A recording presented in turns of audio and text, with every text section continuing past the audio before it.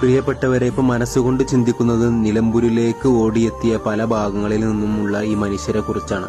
അവർക്ക് മുന്നിലേക്ക് ഒഴുകിയെത്തിയത് ജീവനുള്ള ശരീരങ്ങളായിരുന്നില്ല. പലപ്പോഴും മനുഷ്യ ശരീരങ്ങൾ പോലുമല്ല, അറ്റുപോയ ചില ശരീരഭാഗങ്ങൾ മാത്രം. അതും കരയിലേക്ക് വരുന്നതല്ല, കുത്തിയൊലിക്കുന്ന ചാലിയാറിലൂടെ ഒഴുകിക്കൊണ്ടിരിക്കുന്നതാണ്.